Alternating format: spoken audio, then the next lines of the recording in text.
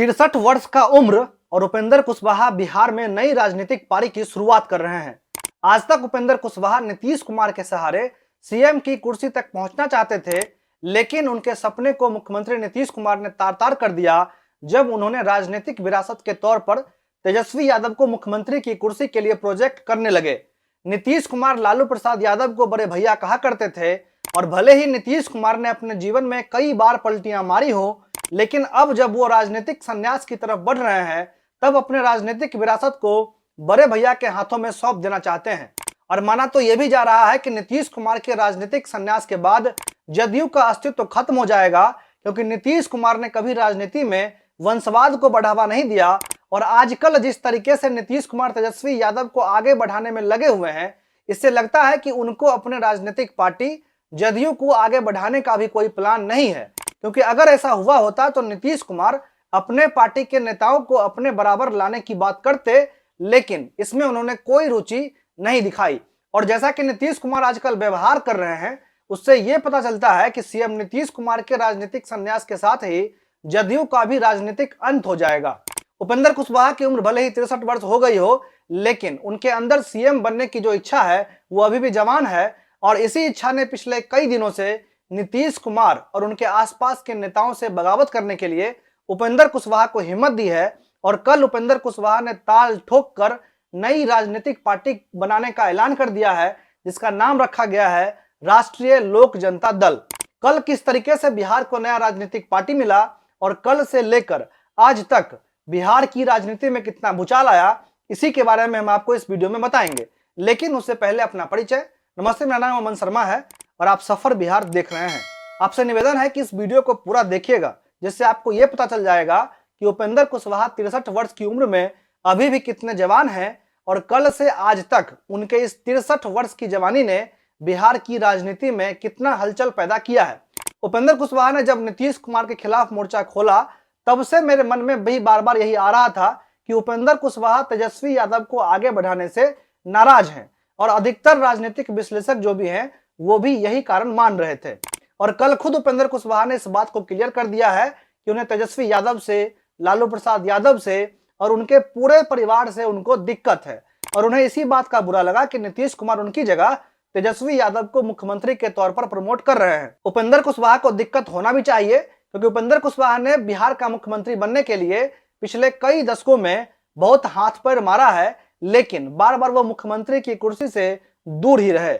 Vote के चोट से जब उपेंद्र कुशवाहा मुख्यमंत्री नहीं बन पाए, तब वो नीतीश कुमार को मुख्यमंत्री की कुर्सी तक पहुंचने के लिए अपना सीढ़ी मान रहे थे।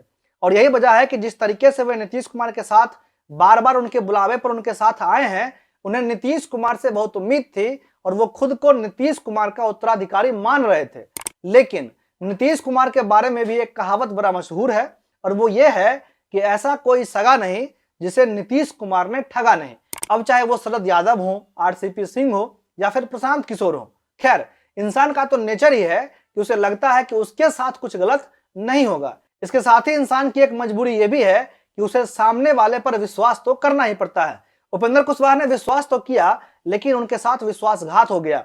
अब कोई और होता तो शायद तेरे नाम का राधे बन जाता, लेकिन उपेंद्र कुशवाहा ने कल जिस तरीके से नई राजनीतिक पारी की घोषणा की है और इसके साथ ही उन्होंने नीतीश कुमार से लेकर तेजस्वी यादव, लालू प्रसाद यादव और जदयू के तमाम बड़े नेताओं के खिलाफ मोर्चा खोलकर यह बता दिया है कि उनकी हड्डियां अभी कमजोर नहीं हुई है और उसमें अभी भी बोन मैरो अच्छे तरीके से भरा हुआ है।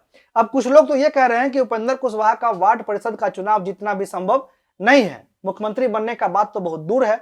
यहाँ पर हम आपको एक बात स्पष्ट कर देना चाहते हैं कि हम इस वीडियो में उपेंद्र कुशवाहा के राजनीतिक पार्टी के भावी सफलताओं के बारे में बात नहीं कर रहे हैं, क्योंकि वो बिहार की जनता के हाथ में है। हम तो उस राजनीतिक भूचाल की बात कर रहे हैं जो कल उपेंद्र कुशवाहा ने बिहार में ला दिया है, और इससे किसी को इनकार भी नहीं हो सकता है। उपेंद्र कुशवाहा ने 19 और 20 फरवरी को कार्यकर्ताओं से मुलाकात करने की बात कही थी, और कल 2 दिन के मुलाकात के बाद उपेंद्र कुशवाहा ने पटना के मौर्य होटल में लगभग पौने घंटे का एक प्रेस कॉन्फ्रेंस किया है। और इस प्रेस कॉन्फ्रेंस में उन्होंने पूरे उत्साह के साथ अपने नई पार्टी का ऐलान करते हुए कहा कि उनके इस मुलाकात में कार्यकर्ताओं ने नई पार्टी बनाने की सहमति दी है, और साथ ही साथ कार्यकर्ताओं ने यह भी कहा है कि इस राजनीतिक पार्टी के राष्ट्रीय अध्यक्ष भी कुशवाहा जी ही होंगे। इसीलिए उन्होंने कार्यकर्ताओं के इच्छा से नई पार्टी बनाई और उसके राष्ट्रीय अध्यक्ष बने हैं। 45 मिनट के इस प्रेस कॉन्फ्रेंस में पहले तो उन्होंने जेडीयू और एमएलसी का पद छोड़ने का ऐलान किया और फिर लालू राज और पूरे नीतीश राज तक का जिक्र करते हुए कहा कि समता पार्टी से जनता दल तक आने का मकसद यही था कि बिहार को उन लोगों से बचाया जाए जिन्होंने बिहार को कमजोर किया, बिहार का हाथ मरोड़ा। लेकिन आज नीतीश कुमार ने उन्हें ही अपना सब कुछ गिरवी रख दिया है और इसके लिए उन्होंने नीतीश कुमार के आसपास के नेताओं को जिम्मेदार मानते हुए कहा कि नीतीश कुमार आजकल कोई फैसला अपने हिसाब से नहीं ले रहे हैं, वो बस वही कर रहे हैं जो उनके आसपास के नेता जो हैं वो चाहते हैं। यानी सीधे तौर पर ललन सिंह और ऊर्जा मंत्री विजेंद्र प्रसाद यादव जैसे लोगों को उपेंद्र कुशवाहा ने घेरा है। इन लोगों से जब निपट लिए तो तेजस्वी यादव पर आए और बोले कि जननायक कर्पूरी ठाकुर की विरासत जो नीतीश कुमार के पास थी उसे तेजस्वी यादव के हाथ में जाने नहीं देंगे और इस विरासत को संभालने की जिम्मेदारी लेते हुए उन्होंने अपने नई पार्टी का ऐलान किया है। साथ ही उन्होंने ये भी कहा है कि हमने बड़े भैया यानी कि नीतीश कुमार से हिस्सा मांगने की बात कही थी, लेकिन अब मुझे लगता है कि बड़े भैया के हाथ में है क्या जो छोटा भाई उनसे कुछ मांगे। सब कुछ तो उन्होंने आरजेडी को गिरवी रख दिया है। यानी कल कुशवाहा ने जदयू से लेकर आरजेडी के हर नामधारी नेता के खिलाफ मोर्चा खोलकर रख दिया। और इसी दौरान एक चीज और गौर करने वाली है और वो ये कि जब कुशवाहा प्रेस कॉन्फ्रेंस करने के लिए बैठे तब उनके पीछे जदयू का पोस्टर लगा हुआ था जिसमें नीतीश कुमार की तस्वीर भी थी, जिससे किसी को यह आभास नहीं हुआ कि वो जदयू छोड़ने की बात कहेंगे। लेकिन जैसे जैसे प्रेस कॉन्फ्रेंस आगे बढ़ी तो पहले जदयू के पोस्टर से नीतीश कुमार गायब हो गए और जब उन्होंने अपनी नई पार्टी का ऐलान किया तब पूरा जदयू का पोस्टर ही पीछे से गायब हो गया और राष्ट्रीय लोक जनता दल का पोस्टर लग गया।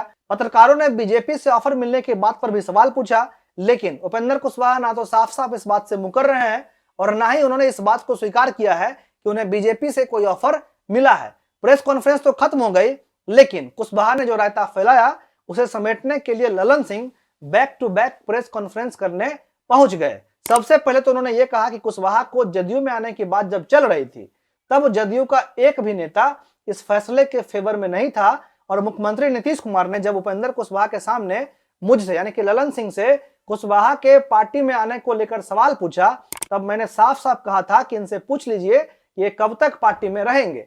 लेकिन इस बात पर उपेंद्र कुशवाहा ने जवाब देते हुए कहा था कि अब वो थक गए हैं और अब इस उम्र में वो कहां जाएंगे। इसीलिए उपेंद्र कुशवाहा के इस जवाब के बाद मैंने ये कहा कि जब वो थक गए हैं तो उनको आराम करने का जगह दे दीजिए। जदयू के राष्ट्रीय अध्यक्ष ललन सिंह के मुताबिक उपेंद्र कुशवाहा तेजस्वी यादव से मुलाकात करके भी खुद को मुख्यमंत्री का फेस बनाने का आग्रह कर चुके हैं। ललन सिंह यही नहीं रुके, उन्होंने कहा कि जदयू का अस्तित्व तो आज भी है और कल भी रहेगा। एक और बात उन्होंने कहा है और वो ये कि उन्होंने कभी तेजस्वी यादव को मुख्यमंत्री का चेहरा बनाने की बात नहीं कही है और चुनाव के समय यह तय होगा कि सीएम का फेस कौन होगा। अब ये इसलिए कहा गया ताकि जदयू में फिर कोई दूसरा बगावत ना कर ले या फिर इसका सच्चाई से कोई लेना देना भी है, ये फिलहाल क्लियर नहीं है। अब तो ये जदयू और उपेंद्र कुशवाहा के राष्ट्रीय लोक जनता दल की बात हुई। आरजेडी इस पूरे प्रकरण पर खामोश है और जहां तक बात बीजेपी की है तो बीजेपी के लिए महागठबंधन एक लंका था और उस लंका को उपेंद्र कुशवाहा हिलाकर आए थे तो उन्हें शाबाशी तो मिलनी ही थी।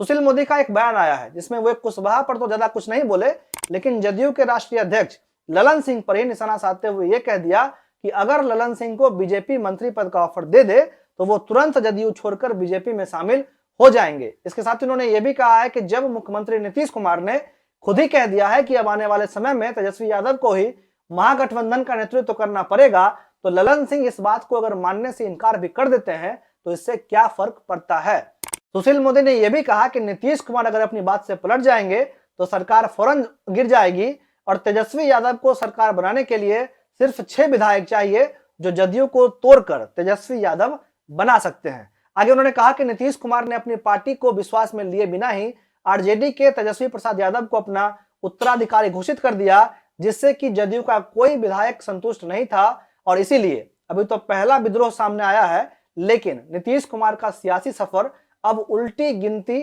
शुरू कर चुका है। तो कल से आज तक यही हुआ है। पहले उपेंद्र कुशवाहा की प्रेस कॉन्फ्रेंस हुई, ललन सिंह का प्रेस कॉन्फ्रेंस हुआ और उसके बाद सुशील मोदी का यह बयान। वहीं आरजेडी के तमाम नेता अब इस मुद्दे पर खुलकर बोलने से बचते हुए दिख रहे हैं। अब आज इस मामले पर क्या कुछ होता है और कुशवाहा का राजनीतिक भविष्य कितना उज्जवल होता है ये तो आने वाला वक्त ही बताएगा। इस वीडियो को फिलहाल यहीं पर खत्म करते हैं, मिलते हैं अगले किसी वीडियो में। तब तक आप हमारे चैनल को फॉलो कर लीजिएगा और अगर शेयर करने लायक लगे तो शेयर कर दीजिएगा। धन्यवाद।